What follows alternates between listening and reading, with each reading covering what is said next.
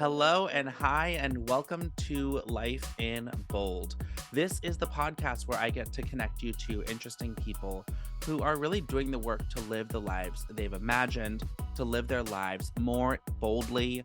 And today's guest is such an inspiration to me. She's somebody that we had on the podcast early on when I first named the podcast Life in Bold. It was last July, and it's Carolyn Moore. She's a really inspirational person talking about clarity and confidence and authenticity. And today we get into some really just vulnerable topics about trusting yourself, believing yourself, listening to your body when you're trying to decide what you want to do next in your life and taking action on how to actually make it happen, which is really the core of what Life in Bold is all about. So, this is kind of the quintessential Life in Bold podcast episode, and I'm very excited for you all to listen. So, I guess without further ado, let us just jump in. Before we do that, actually, I want to just take 1 second to recognize that we're on episode 28 of Life in Bold. And the thing that's so significant about that, it's not the thing that's most significant about it, but I read one time that 99% of podcasts don't get past episode 20. So once you hit your 21st episode, you're kind of in the top 1% of podcasts, just in terms of who has made the most episodes. And I'm really proud of that. So to be on episode 28 just feels amazing to me that we're so far past that 21st episode. And so I'm just really feeling good about this journey of living our lives in bold. I feel so connected to you as the audience, and I felt very connected to Carolyn today. So now, without further ado, let us get into Carolyn's episode 28, Carolyn Moore. Let's do it. Hi, Carolyn. How are you? Hello, Ben. I'm good. Uh, I'm Thanks so for happy you're having me. here. Yeah, thanks so much for coming back on Life in Bold. Yes, You wouldn't were miss it. here, you were here last July, right? Yeah. And there was like a lot happening in your life at that time. Like you had a lot to talk about. And I'm so excited because coming back in January, this is the new year. This is the first episode of the new year. Um, we have a lot more to talk about and to dive deeper and to get into more detail about, clarity and authenticity and confidence and all of those things. So I'm just really excited to have you back. Thank you. Yeah, likewise. It's always a pleasure talking to you. And I mean, likewise, I'm seeing you do a lot over the last, 6, 7 months, and it's awesome to get back together. It really has been a journey, to be honest with you, over the last 6 or 7 months because my listeners will remember that back then, back in July, I had this crazy like life coaching situation where Hmm. I was talking about how I wanted to grow my podcast and like my goals around my podcast. And my life coach, who I have, who's a woman in Nashville who's really amazing. And she was like, okay, so if you went on another podcast to talk about how you're living your life in bold, what would you say? And I was like, ah, that's a good question. And it kind of set me on this journey to learn how to tell my story, to learn how to really be more authentic and be in who I am as a person. And so, really, it's cool because we were having that conversation about authenticity back in July. And I just think we've both come so far. So, I'm really excited. What have you been up to since the last time we had you on? So, since last summer, I have gone full time into Wildlight, which is my Hmm. coaching practice, where I help BIPOC women level up professionally. And it's really about using mindfulness for clarity and sales strategies, which I have 15 years of experience in, to Yeah. stand out with confidence. And so going full time has been fun. Initially, it was a bit of a transition. I was a stay at home mom for almost 3 years for my two little girls post pandemic, Hmm. which is a profession all in itself that's has its Yeah. complexities and joys. And so being able to step into this new part of my life has been really refreshing, and it feels good to know that it's the right place at the right time. Hmm. Yeah, and I really admire your business. And to peel back the curtain even more, we were able to go to lunch together in Portland, where you live. And that must have been in September, because that's when my best friend Kelly's birthday is, and that's why I was in Portland. And it was just so cool to hear you talk about your business and the coaching that you're getting and relying on, and like your strategies for growing your own business. And so I just want to like say out loud how much I admire that because for Oh, thank myself, you. I have businesses, I have projects, I have creative endeavors. And seeing you be so strategic about where you spend your time and how you maximize your reach has just been such a cool thing to watch. Yeah, I mean, thank you so much. And I will say, like watching you do all of your multiple side hustles and really like, you're all about trying, right? It's like you put yourself out there, you're living in bold, you're seeing what works, what doesn't, and it's a constant iteration. And Yeah. so that's what I feel with the business. And it doesn't even feel like a business because it's something that I feel so much identity Hmm. towards, and it feels really genuine and authentic, and so it feels just like a natural part of who I am. Going back to when you started your business, what was your why? Why did you start this business? Oh, that is such a fun question. I love going back in time. For the original iteration of it wasn't this, and I think that's what it's all about, right? It's like Mm, have an idea and just kind of step into the flow of the idea and see where it takes you, and change the parts that you're not that interested in and go towards the parts that are calling you. mm, And so I think it's always been something along the lines of what would I say to myself 10, 15 years ago?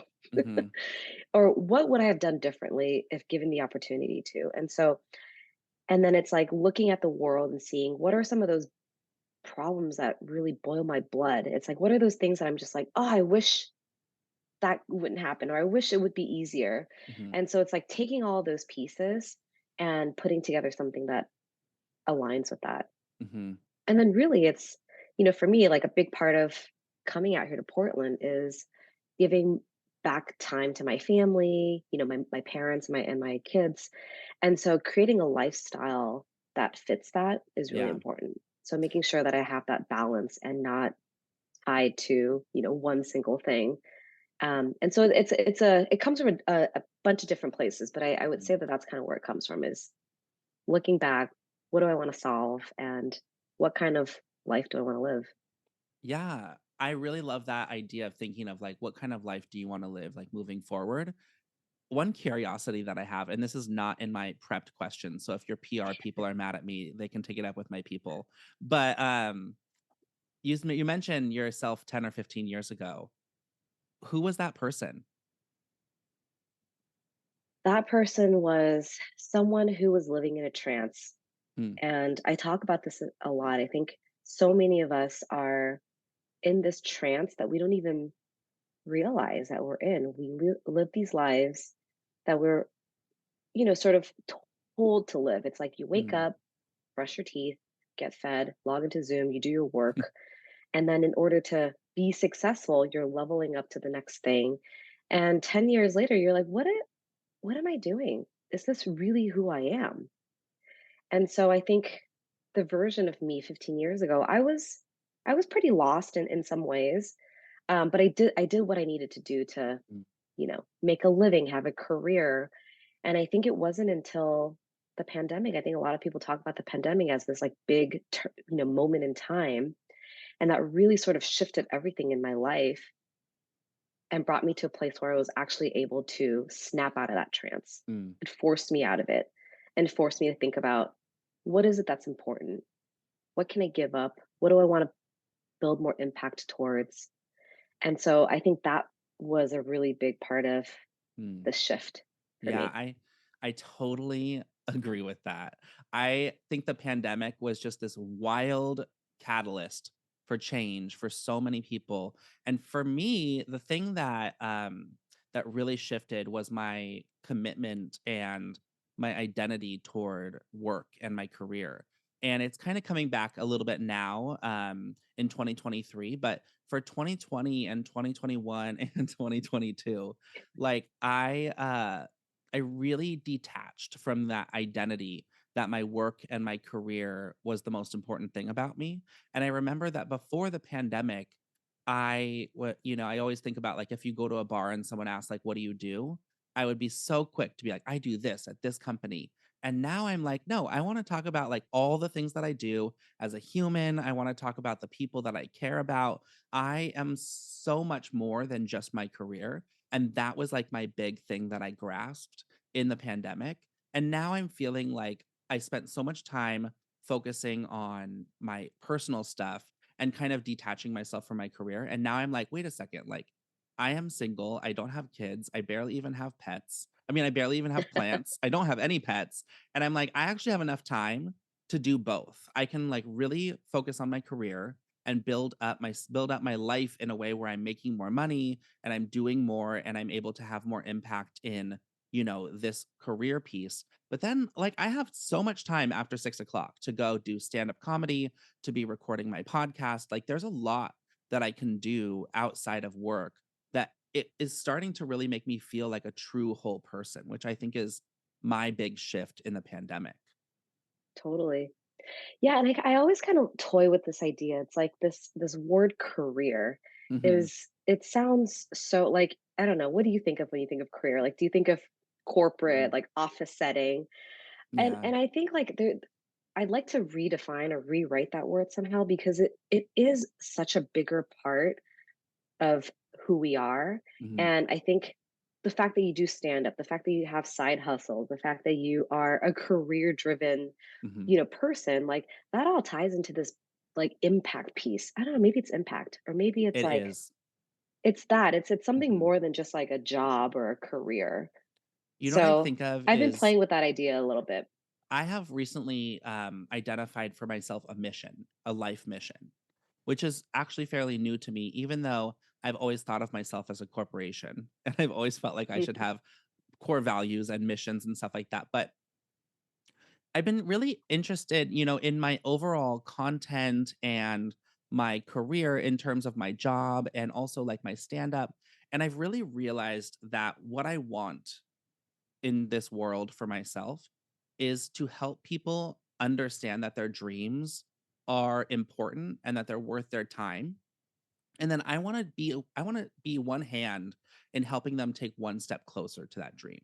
So Life in Bold is probably the most obvious version of that, where I'm like helping people take a bolder, direction in their life and things like that. But then on my social media, like I just posted, a little video of me doing stand-up comedy. And the reason I post my stand-up comedy is not because I think it's the funniest thing that anybody's ever seen, but I want to document the process of me going after my dreams because in my mind, that will help people realize that they can do it too, in just a tiny little way. I'm not going to inspire somebody to change their entire life necessarily, but if I can be a spark of that inspiration, that is where my mission comes in. And so I think with my career, I've actually realized that because I do like learning and development and training and mentorship and stuff like that.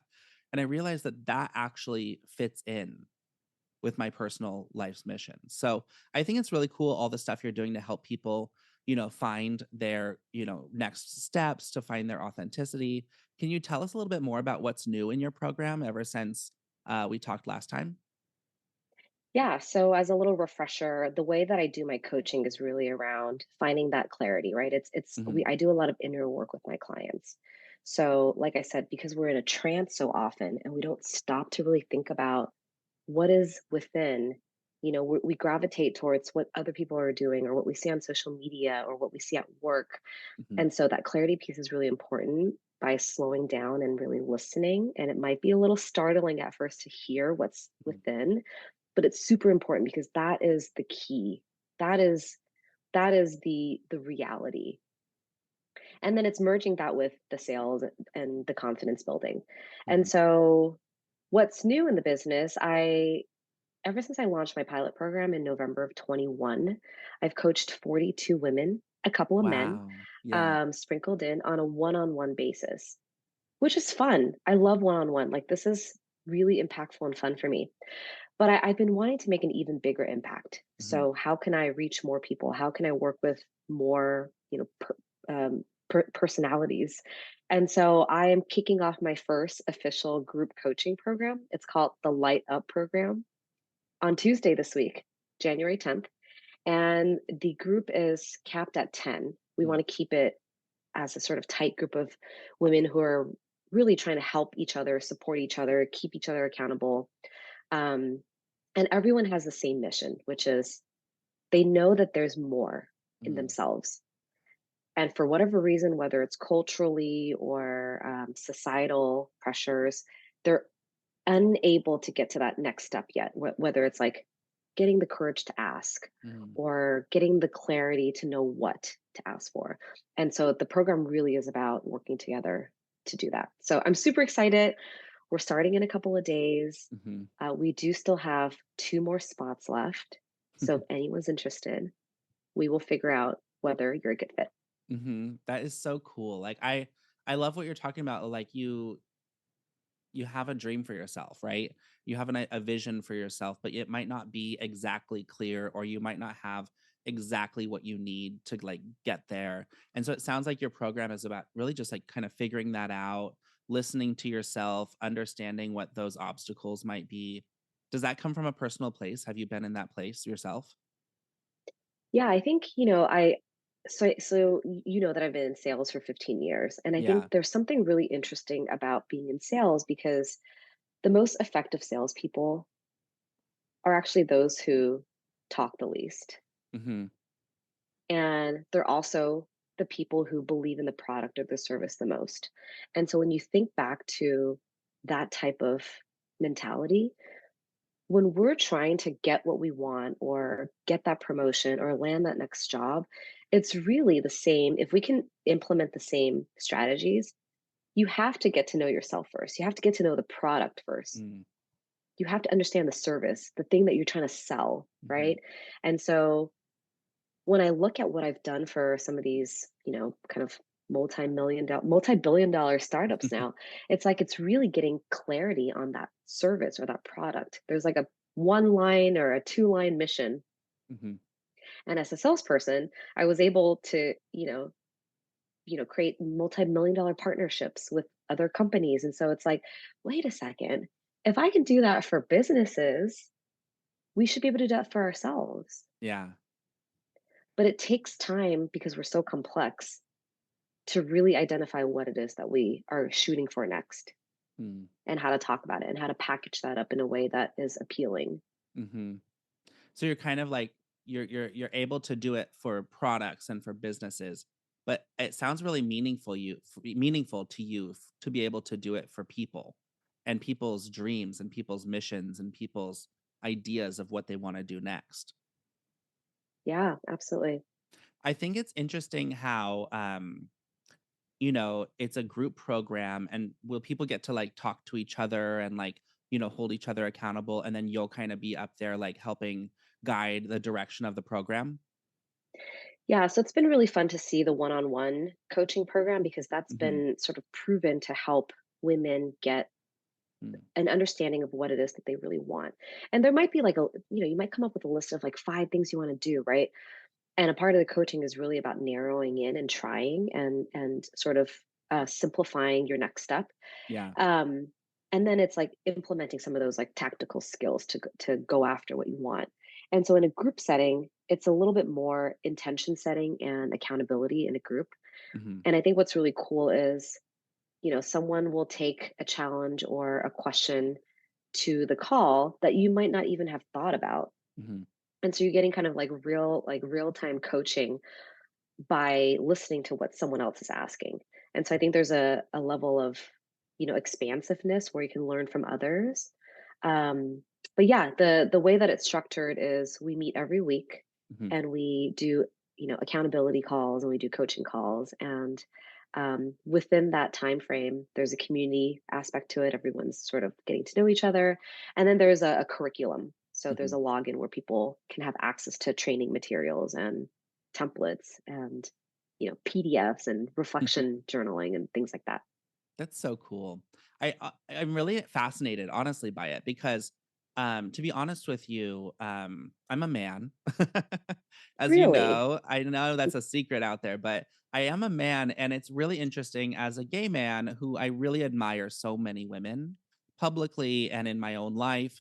And oftentimes, when books are written for women, or when music is made for women, or when documentaries are made with women in mind, I oftentimes really identify with those lessons and messages. And it's really interesting because I think just, when you grow up gay and when you grow up as a queer person in general, like some of those gendered experiences kind of mesh into your life in ways that I find really interesting.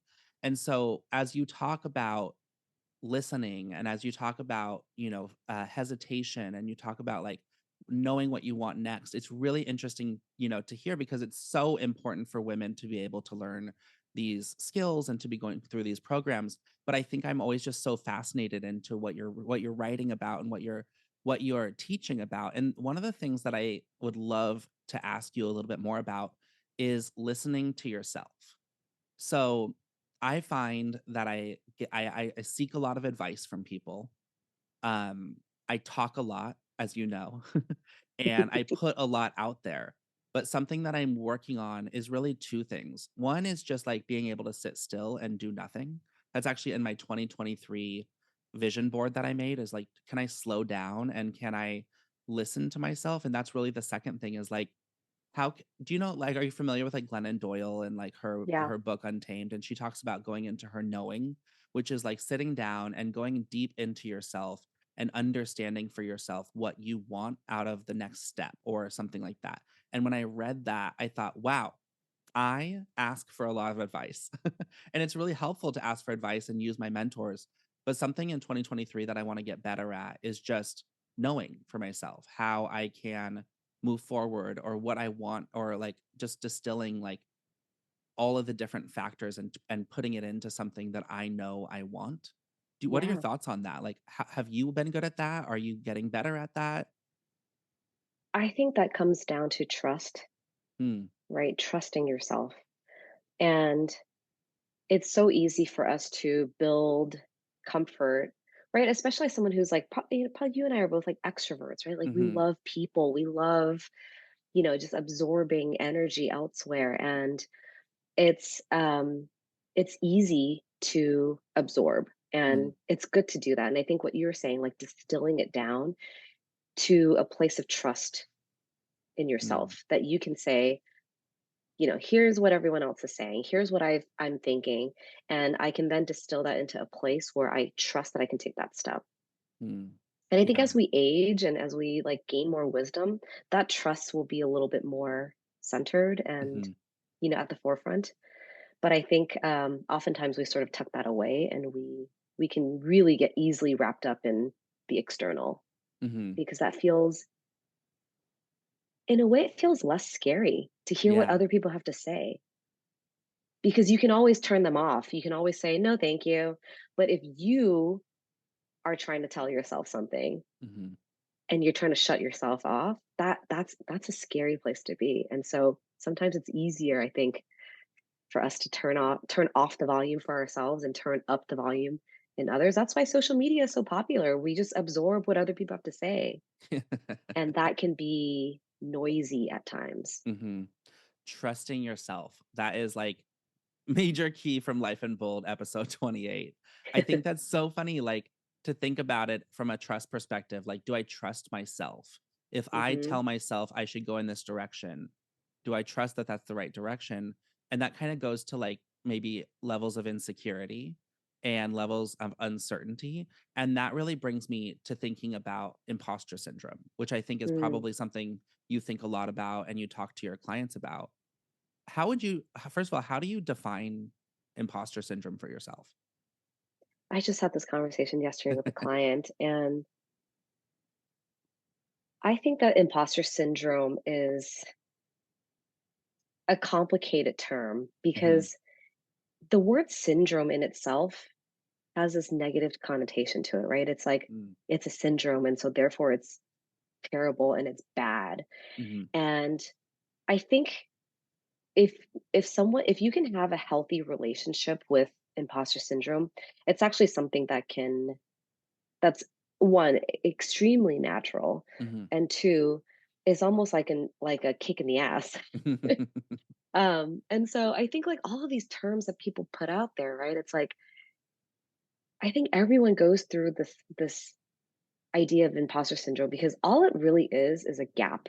Mm, It's a gap in knowledge, or it's a gap in trust, or it's Hmm. a gap in, going from one place to the next. Because everyone's going to go through a moment in time where they're entering into a space or a role or a team or a position or a company that they've never been in before. And so Hmm. there's a level of, there's a gap there that needs to be filled. And I think that usually is where imposter syndrome sets in. Hmm. And if you can have a healthy relationship with that sort of gap, that actually becomes opportunity to learn, that actually Hmm. becomes opportunity to grow and expand. But if you let the imposter syndrome kind of take over, that's when it starts to spiral and that's when it becomes unhealthy. Hmm. And so if we can really notate that as everyone goes through this gap of knowledge, and it's about how you define that and what you decide to do with that gap Hmm. is how it will shape this imposter syndrome, I think. Yeah, that's so funny. I had a conversation with a friend a couple weeks ago about imposter syndrome. And I was going into a situation where I was like, oh my gosh, I have imposter syndrome. And to be honest with you, I was expecting her to be like, no, you shouldn't have imposter syndrome. Like, you are so amazing. And like, you're so great for this. And she didn't. She was like, oh, well, there is a gap in skills and it makes sense that you would be nervous. And it was really funny because like my reaction to it was a little bit like, not receptive. But as I think through it more, I'm like, yeah, like it is imposter syndrome is something like you say that if you can get comfortable with it, it actually is just a state of being. Like it's just a thing where when you choose to go after something or to be in a room that's more challenging and there's a gap, if you can be comfortable with that gap, there's actually a lot of growth that's Yep. available to you. And so that's actually that's hot take number 2, major key from episode 28 of Life in Bold. I think like something that I have personally been thinking about is challenge and this idea of challenge. And I have a coach at work. We have it's called lab coaching program. And so for like almost 2 years, I've been meeting with this same coach once a month. And we talked about my journey to 30 when I was turning 30. We talked about like my, therapy journey. Like we've actually talked about a lot for my personal life at work, which has been really cool.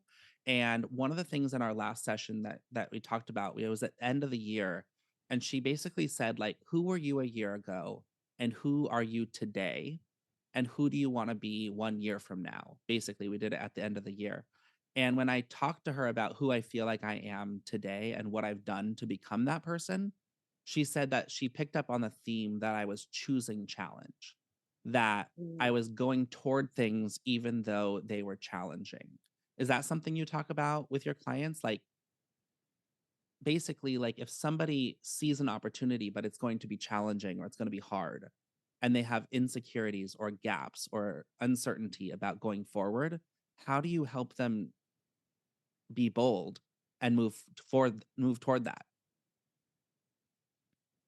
Yeah, I think that's awesome, by the way, to be able to reflect and do that sort of Yeah. that exercise that you did. I think I think a lot of times people tend to overcomplicate things for themselves, Hmm. for a number of reasons, right? For worthiness, it's like Hmm. we tend to complicate the job process, for example. Hmm. It's like, it's so hard. The market is terrible right now. Everyone's getting laid off. There's no way I can ever find a job. And it's like we convince ourselves Hmm. that we're doing something really challenging and that it's impossible to do. Mm. And and yes, I think there's obviously challenges involved with these like next steps. But I think it goes back to how you choose to frame it or define it. Mm. And so if it's truly something that's calling you, all right, well, let's break it down. Let's Hmm. break down what's challenging, what's interesting. And so when you can sort of segment out like a big, bold idea to smaller bits Hmm. and really kind of compartmentalize, okay, this is the reason why this is really interesting to me. This is what's, you know, kind of like like making me feel imposter syndrome. Okay, well, let's break it down and identify how to tackle a smaller piece of this bigger challenge. Hmm. Yeah. So I think that that's kind of, breaking things down, I think helps with overcoming any sort of next Mm, step or challenge. yeah. I am somebody who gets intimidated by challenge. And it's like when something's going to be hard, whether it's big or small, I find that my natural instinct is to go with the easy thing. So that's why I Mm. love the word choose in that, choosing challenge. I did like I said, I did a gymnastics class on Friday, and I'm actually really sore from it, like in my abs. And it's because like I was choosing challenge, like I was going for it, and I don't want to always associate this with fitness and all of that stuff. But like I noticed in my gymnastics class that I was taking on Friday, and I've taken gymnastics classes before as an adult, but like I was making bold choices in my gymnastics class. And the thing that I wanted to master was a backward somersault. And so basically throughout the class, you do different things and they'll say, okay, do cartwheels, now do forward roll, now do a dive roll. And I can actually do all of those things. And when it comes to a backward somersault, I'm just afraid to go backward. Like I don't have the trust or the faith that I'm not going to snap my neck. And so they let you do it on like one of those wedge wheels that you see in Yep. gymnastics where you can go backwards and you're on a mat. And then there was this girl there at gymnastics and she was way more advanced than me, and I was actually just sitting on the floor taking a break, and she almost stepped on me, and she was like, "Oh, I'm so sorry." And I was like, "No, it's okay. Like I'm just trying to master a backward somersault." And she took it on herself to help me. And she was giving me tips. She was like giving me advice about like where to push off from and how tight to stay and like make myself a wheel. And she actually pushed me she brought over a mat, a smaller mat, which she said, "This is a little softer than the floor, but it's not as soft as the wedge wheel." And so she had me try to do the backward somersault. And the thing that was funny about it was she was kind of a hard ass. Like we had just met, but she was being a hard ass, but like very compassionately. And so I was like, I feel like I just need to do it. And she's like, yeah, so just do it. Three, two, one, go. And like it was just a different personality and a different approach than I would normally take with myself. And it really did help for her to just be like, "Yeah, you can do it. Go, go, go." You just like do the backward somersault. The more you do it, the better you'll be. And I actually took that energy and I like kind of took it for myself. And I was like, "Yeah, just do it. Like literally just like get over it. Don't overthink it. Like move forward." And I actually got over and I did a backward somersault. It wasn't perfect, but I got through the fear of like going back and over. And I think for myself, like, I've just been noticing myself do that more is just like pick the hard thing and pick the thing that's going to be challenging. And it's been Yeah, really rewarding to see that I'm actually able to do those things. that's amazing. And I think the part that really interests me is sometimes you just kind of need like a different energy or a different vibe to get you over the hump, right? It's like Mhm. you have your own way of doing things, and sometimes it just you have to just step into like being, making a friendly conversation with this person Mhm. who then was able to encourage you with her different type of energy Yeah. to get you over. And so I think that's awesome. Yeah, it Congrats. is. I saw that video and I was really impressed. Well, I sent it to my uncle and he was like, "Just remember you're not 13 anymore." And I was like, "You know what? I am not 13 anymore and I just did a backward somersault and I'm very proud." So, something else that I want to talk about, talking about gymnastics, talking about hobbies, side hustles, families, marriages, kids. You probably work with people who have a lot going on in their life. Is that true? Yeah. I'm curious Yep. about how they manage, when you yourself have a lot going on in your life. Like when it comes from a place of identity and organization and all of that stuff, what's your approach to managing everything in your life? From the perspective of, yes, like time management, getting things done, but also from energy and joy and Mm. making sure you're feeling like you are happy, really. Oh my gosh, I love that you just said those two words, energy and joy, Mm, because one of so every year I don't do like New Year's resolutions. And the way that I do my like goal setting is around themes. mm, And so the three themes or the three words that I wrote down for myself, number one is connect, Mm, Number two is expand mm, rather than growth, which in my mind feels more linear. It's mm, growth has been on my list for a long time. So expand can be like all directional. And number three is nourish. And one mm, of the big things in nourish for me is nourishing my soul, which is where the joy comes from, and mhm, then my energy. It's like, how do I really define where my energy source comes from and to give back in a way that is sustainable? mhm, Because without that, you can't really do much if you don't mhm, have the energy.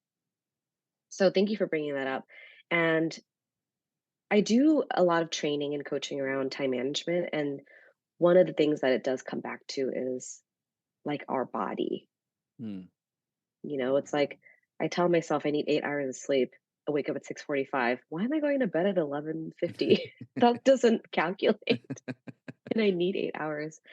Um, so just really being mindful of like what energizes you, what zaps your energy. Mhm, Are there certain people?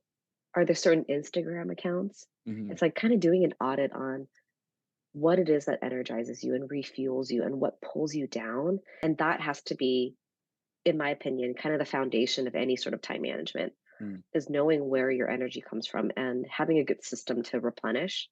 mm. Um, I've been getting really interested as a woman, as you could tell.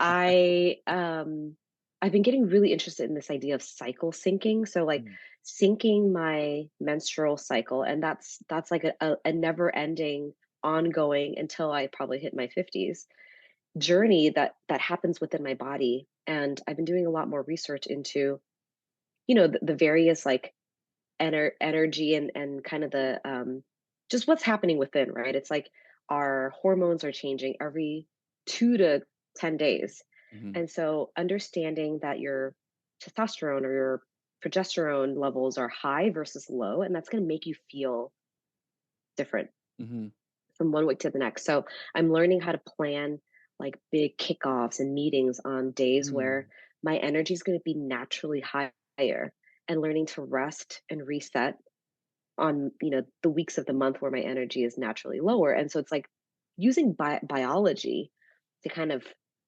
set up my day.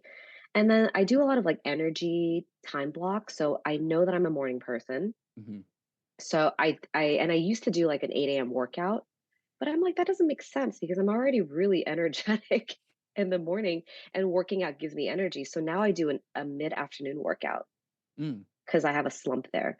So that's all to say, I've kind of like figured out how to, for myself at least, use biology and just natural energy to set up my time so that I do have more productivity throughout the day and the Mm, weeks and the month. And then in terms of like prioritizing everything else that falls into it, it's really just about, it's asking for help. Like I mm, used to be like, I'm a stay-at-home mom, so I want to be in my child, in the presence of my kids. mhm.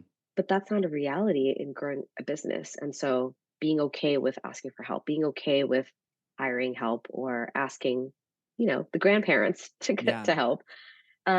And so it's really just like reflecting on those priorities and then understanding where you can, you know, realistically fit things yeah. and do it in a way that works for you and your body. Yeah, that is all so amazing. Like, I didn't even know that you were gonna have all these ideas when I asked that question.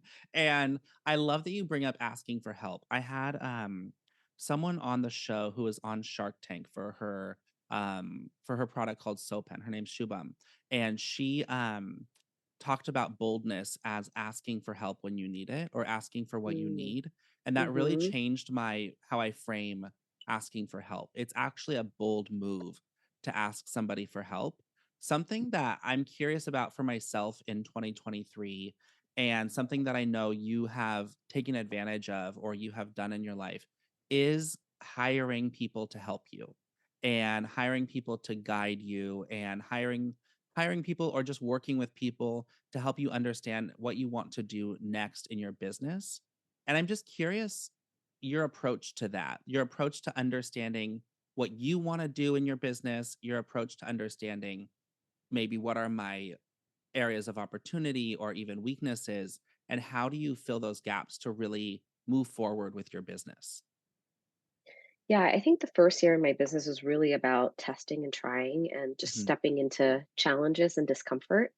And, without having hired a business coach who specializes in startups, like mhm, Sophia was my first coach, and she was really all about getting that, like, the sort of the keys to, start your business. And so mhm. um, it was a big investment, but it paid off within months, Yeah. and so it really is like a constant reinvesting in yourself and in your business. And like you said, it's identifying what brings you joy. There's certain things that bring me a lot of joy in doing, and there's others that are like a little bit more tactical and just less fun. And so over time, this year I'm considering, does it make sense to hire like a virtual assistant for some of Mhm, those things? Um, I thought I hated writing, and I still I still I'm redefining my relationship with writing, mm, but it's something that's actually opened up a big part of my creativity that I didn't know I had before. And so before I was like, I think I need to hire a copywriter, mm, but I was told, you really need to find your own voice before mhm, hiring a copywriter because you need to define that for yourself first. And so it's just really like identifying, yeah, what sparks you and what doesn't, mhm. and then like you said, like kind of just breaking apart that ego and saying, you know what, I don't know how to do this one thing. And Yeah. I'm okay with saying that as a 40-year-old, like I don't know how to X. Mhm. Can you please help me? And we can let our ego get in the way and not put ourselves out there, but Yeah. we have to in order to grow. I do think that's a piece of it is like, uh, in order to be a business, in order to be a business person, in order to have these creative endeavors that maybe make a profit or maybe have a bigger impact or are shared often, understanding that a lot of these people who we see online as like successful business people are absolutely not all doing everything themselves. And that's a big realization for myself in 2023 is like, who can I tap on for help and who can I even potentially hire? There was this kid who messaged me on LinkedIn randomly, and he gave me some of the best ideas I've ever seen on how I can run my social media. He was the reason I started my Ben Hawes show on Instagram because he was like, your content is really good, but it's also random, So like, how can you put it under an umbrella of something that people can rely on? And he gave me the idea for having a daily show. And I'm like, how can I leverage him? Because he seems interested in what he's doing and how he's helping. And I'm thinking through, how can I do that in 2023? So I really appreciate that Yeah, answer. And I do appreciate you coming on Life and Bold. It has been an amazing conversation. I love it. I mean, watching you step into what you're doing Hmm. and not being afraid to try things. And like I mean, I told you this on our last show. I saw this in you from the very first day I met you. There was something about you that was more than just what you were doing at the time. Mm. And it's cool to see that manifest itself and come to life. I remember So the it's been really first fun following you. one of the first times that we ever talked was at one of our work parties that we worked together. And I remember I think I was turning 24.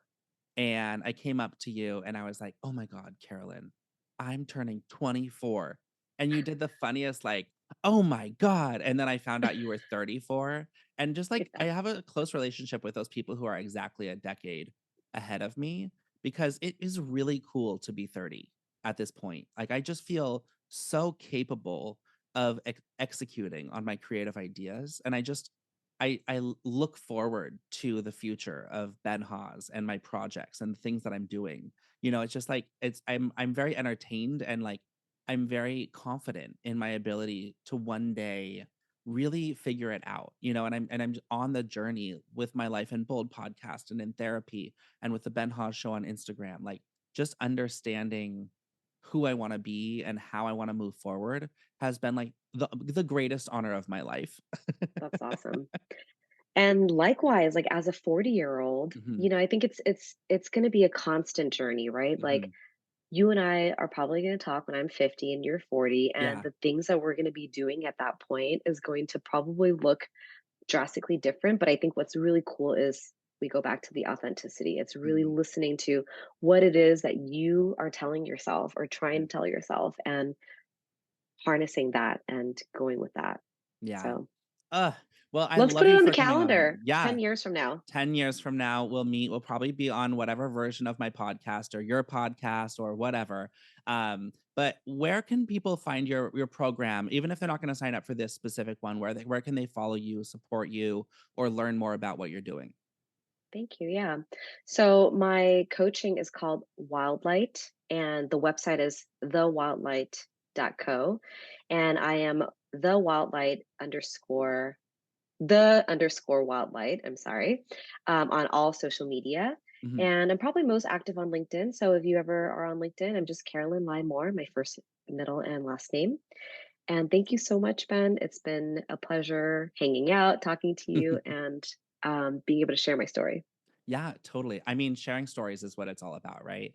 And I Yeah. do recommend everybody goes and follows Carolyn somewhere, whether it's on Instagram or LinkedIn.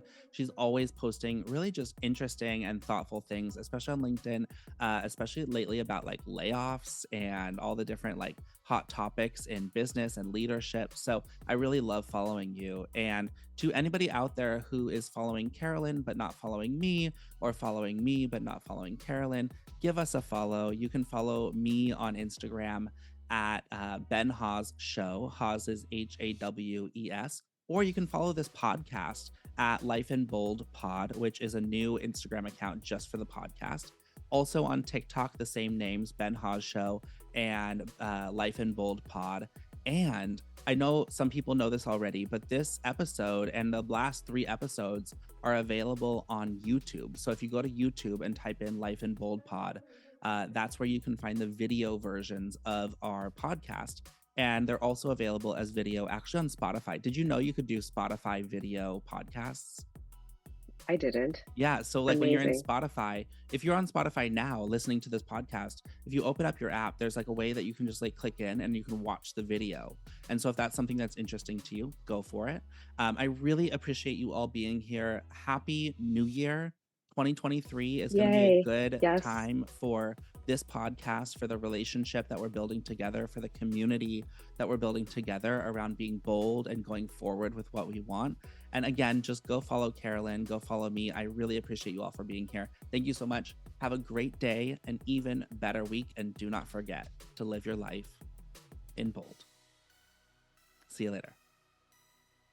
Bye. Thank Whoa. you.